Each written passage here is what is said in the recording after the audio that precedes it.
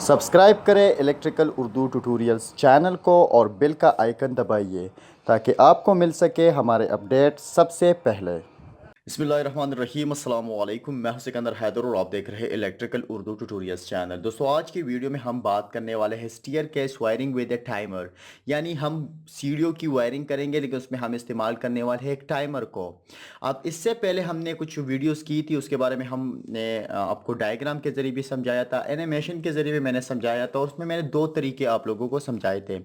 यहाँ पर इस स्टीयर केस की वायरिंग की अगर बात की जाए एक टाइमर के साथ, तो इसके लिए अगर आप ऑनलाइन सर्च करेंगे तो अपना एक टाइमर मिलता है, लेकिन आम हमारे साथ यहाँ पर मार्केट में वो अवेलेबल नहीं है।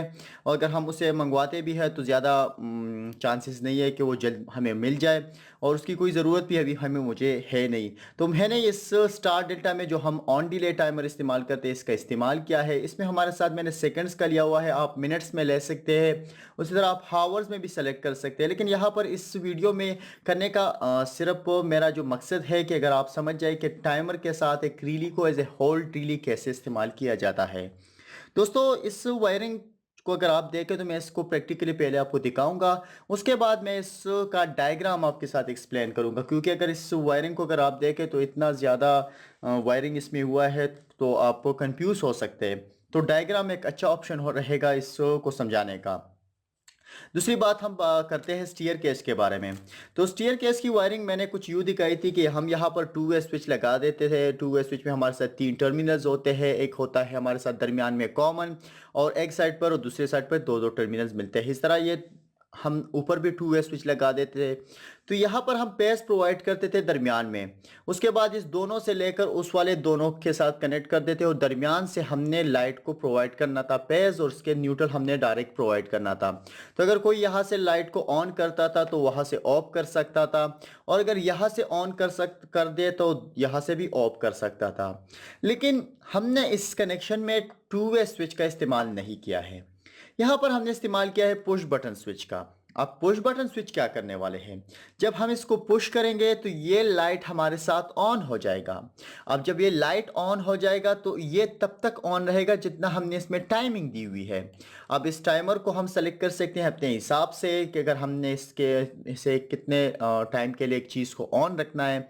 ये वायरिंग सिर्फ एक लाइट को या स्टीयर के टाइमर के लिए नहीं है, ये है आप समझ जाए कि कैसे एक टाइमर को हम एक चीज़ के लिए इस्तेमाल कर सकते हैं एक ख़ास वक्त के लिए। और इस कनेक्शन में होगा ये कि हम अगर इस टाइमर को ऑन कर दे तो एक खास वक्त के बाद इस लाइट को तो ऑफ कर देगा, लेकिन उस केस में क्या होगा, अगर हम दोबारा ऑन करना चाहेंगे तो लाइट नहीं ऑन होगा, क्योंकि ये टाइमर हमारे साथ ऑन रहेगा। तो इसके लिए हमने इस रीली का इस्तेमाल किया है। अब ये रीली क्या काम करने वाली है, इस टाइमर को होल्डिंग भी प्रोवाइड कर रही है, और ये टाइमर इस रीली को हमारे साथ पेज वायर भी प्रोवाइड कर रहा है। यानी ये रीली जो इस्तेमाल हुई है इसलिए इस्तेमाल हुई है कि अगर ये टाइमर ऑन हो जाए, अगर अपना टाइम कंप्लीट कर जाए तो ये ऑटोमेटिकली ऑफ हो जाए, बिल्कुल सप्लाई से हट जाए। तो इसमें क्या होगा, अगर हम यहाँ पर पुश बटन दबाएंगे तो जितना टाइम हमने इसको दिया हुआ है ये उस टाइम के लिए इस लाइट को ऑन कर देगा, और उसके बाद ये ऑटोमेटिकली लाइट को ऑफ कर देगा। बहरहाल मैं अब भी रिकमेंड करता हूँ स्टीयर केस की वो पुरानी कनेक्शन। अगर आप टाइमर के बारे में जानना चाहते हो तो ऑनलाइन भी सर्च कर सकते हो, लेकिन यहाँ पर मैं इस टाइमर का काम ले रहा हूँ। ये ऑन डिले टाइमर है, और इसमें आपको समझ आ जाएगा कि कैसे एक टाइमर को ऑन करके एक मोटर को या एक मशीन को एक खास वक्त के लिए चलाया जा सकता है, और ऑटोमेटिकली ऑफ हो सकता है वो टाइमर, क्योंकि टाइमर मशीन को तो ऑफ कर देगा लेकिन ये टाइमर ऑन रह जाएगा, जैसे कि स्टार डेल्टा के केस में होता है। अब मैं आपको इसका प्रैक्टिकल दिखाने वाला हूँ। यहाँ पर मैंने दो पुश बटन इस्तेमाल किए हुए हैं, एक टाइमर इस्तेमाल किया हुआ है। इस तरह मेरे साथ 8 पिन की रीली है, ठीक है, ये है मेरे साथ पाइंडर रीली। अब मिसाल के तौर पर मैं इसमें रख देता हूँ 20 सेकंड्स। अगर आप 60 सेकंड्स रखना चाहते हो, अगर आप इसको मिनट्स में खरीदना चाहते हो तो आप भी खरीद सकते हो। अब मैं इस पुश बटन को या इस पुश बटन को दबाऊंगा तो ये टाइमर मेरे साथ एक्टिवेट हो जाएगा। अब आप देख रहे हैं कि ये लाइट ऑन हो गया है, क्योंकि ये टाइमर भी ऑन है, यहाँ पर ये रीली भी ऑपरेटेड है। लेकिन जब ये टाइम कंप्लीट कर देगा तो ये टाइमर भी ऑफ हो जाएगा और ये रीली भी ऑफ हो जाएगी। अब ये टाइम जब कंप्लीट करेगा तभी ये काम होगा।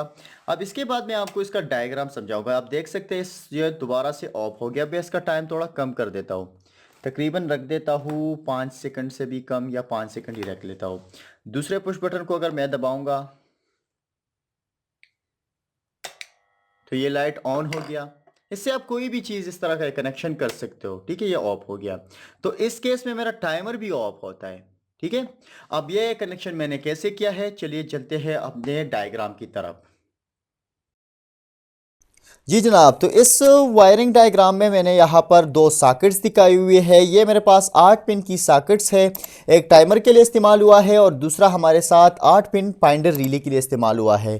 तो ये दोनों जो सॉकेट है वो मेरे साथ है 8 पिन के। यहाँ पर मैंने रिले के डायग्राम दिखाया हुआ है और यहाँ पर मैंने टाइमर की डायग्राम दिखाया हुआ है जो मैंने इस्तेमाल किया है। उसके बाद मैंने कुछ पुश बटन स्विचेस इस्तेमाल किए हैं, जो एक नीचे इस्तेमाल होगा और एक ऊपर इस्तेमाल होगा। और इसी तरह मैंने एक लाइट को दिखाया हुआ है, एक बल्ब को, और न्यूट्रल और पेज सप्लाई मैंने यहाँ पर दिखाई हुई है। तो पहले हम स्टार्ट करते हैं न्यूट्रल के तरफ। तो यहाँ पर जो मेरे साथ ये टाइमर है, इसमें मेरे साथ सप्लाई के लिए इस्तेमाल जो टर्मिनल्स होने वाले हैं वो 2 और 7 है। तो मैंने न्यूट्रल वायर 2 को प्रोवाइड कर दिया और ये न्यूट्रल वायर लाइट को भी जाता है। और उसके बाद यही न्यूट्रल वायर यहाँ दूसरे सॉकेट के 2 टर्मिनल्स में कनेक्ट हो जाता है। तो ये मैंने रिले को भी न्यूट्रल प्रोवाइड कर दिया, इस तरह मैंने टाइमर को भी न्यूट्रल प्रोवाइड कर दिया, इसी तरह मैंने लाइट को भी न्यूट्रल प्रोवाइड कर दिया है। तो न्यूट्रल का काम यहाँ पर हो जाता है खत्म। उसके बाद मैं आता हूँ इस पेज वायर के तरफ। तो पेज वायर मैंने यहाँ पर 8 में कनेक्ट कर दिया है। अब 8 में कनेक्ट करने के बाद यहाँ से मैंने 5 में लिया हुआ है। तो ये जो 8 है ये 5 के साथ नॉर्मली क्लोज है, यानी ऑन डिले क्लोज है। अगर ये इसमें हम टाइम देंगे तो उस टाइम कंप्लीट करने के बाद यहाँ पर ओपन सर्किट बन जाएगा। बहरहाल अगर टाइम इसका कंप्लीट ना हो या नॉर्मली हालत में हो तो ये क्लोज रहेगा। उसके बाद ये 5 से सप्लाई जाती है इस दूसरे सॉकेट में और यहाँ पर मैं कनेक्ट करने वाला हूँ 3 और 6 में। अब ये 3 और 6 यहाँ पर ऊपर निकलने वाले हैं। तो ये 3 हमारे साथ है 1 के साथ नॉर्मली ओपन, और जो पोर है वो 1 के साथ नॉर्मली क्लोज है।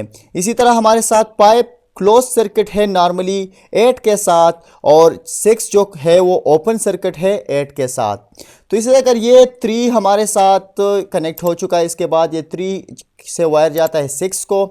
अब यहाँ से मैं स्विचेस को भी प्रोवाइड करने वाला हूँ। इससे एक वायर जाएगा और दोनों स्विचेस को प्रोवाइड हो जाएगा, और वहाँ से दोनों स्विचों से एक वायर आएगा, या आप दोनों से वायर ले आ सकते हो और यहाँ पर एक कर सकते हो। मैंने यहाँ पर एक किया, आप यहाँ पर भी एक कर सकते हो। तो मैंने यहाँ पर 7 को कनेक्ट कर दिया। उसी तरह ये वायर 8 को भी कनेक्टेड हो जाती है। अब इस रिले का जो दूसरा कॉइल का टर्मिनल है वो 7 है, और ये जो 8 है जैसे कि मैंने बताया है कि ये 8 मेरे पास है पाइप के साथ नॉर्मली क्लोज, और 6 के साथ है नॉर्मली ओपन। तो मैंने इसको नॉर्मली ओपन रखा हुआ है इस 6 के साथ, ठीक है। अब उसके बाद आता हूँ इस 1 के तरफ। तो 1 से सप्लाई जाएगी यहाँ पर दूसरे सॉकेट के 7 टर्मिनल में, यानी इस वाले टाइमर के कॉइल के दूसरे टर्मिनल को, और यहाँ से फिर जाएगी सप्लाई इस लाइट बल्ब को। अब होगा क्या, अब अगर मैं इस सर्किट को एक नॉर्मल हालत में रखता हूँ तो ये टाइमर भी ऑफ होगा। अब ये टाइमर अगर ऑफ है तो 8 के थ्रू पाइप में सप्लाई जा रही है, क्योंकि ये नॉर्मली क्लोज है। अब अगर यहाँ पर सप्लाई यहाँ पर जा रही है तो यहाँ पर मेरे पास ओपन सर्किट है और इस रिले को सप्लाई नहीं मिल रही है। लेकिन जैसे ही मैं एक पुश बटन को दबाता हूँ तो ये एक टच वायर सप्लाई या स्टार्टिंग करंट सप्लाई आ जाती है इस रिले की तरफ, और ये रिले ऑपरेट हो जाती है। अब जब रिले ऑपरेट हो जाती है तो ये हमारे साथ 6 में सप्लाई कनेक्टेड है और ये 8 के साथ नॉर्मली ओपन है। तो जब ये रिले और एनर्जाइज हो जाती है तो यहाँ पर क्लोज सर्किट बन जाता है। अब क्लोज सर्किट बनने के बाद ये रिले हमारे साथ एक होल्डिंग रिले का भी काम करती है। इसी तरह ये जो 3 है ये 1 के साथ आ जाता है, तो यहाँ से ये सप्लाई चली जाती है इस टाइमर को। अब ये टाइमर भी ऑपरेट हो जाता है और इस टाइमर के बाद ये लाइट भी ऑपरेट हो जाता है। लेकिन जब ये टाइमर अपना टाइम कंप्लीट कर लेता है तो ये हमारे साथ इस रिले को चेंज करता है। यानी अगर ये टाइमर हमारे साथ है 8 वायर जो है वो जाता है पाइप के साथ, और तो ये 8 वायर पाइप के साथ अगर क्लोज है तो ये टाइम कंप्लीट करने के बाद ये ओपन बन जाता है। और जब ये ओपन बन जाता है तो यहाँ पर कोई भी होल्डिंग करंट नहीं बचती जो यहाँ पर आई है इस वायर में। तो इस वजह से ये सर्किट जो होता है वो ऑटोमेटिकली रीसेट हो जाता है।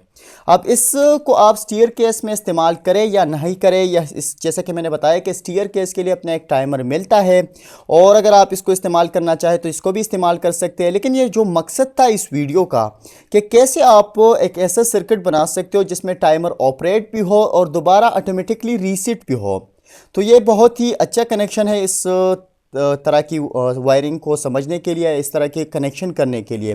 तो बहरहाल इस वायरिंग को आप किसी भी मोटर पे अप्लाई कर सकते हो, किसी भी मशीन से इसको कंट्रोल कर सकते हो।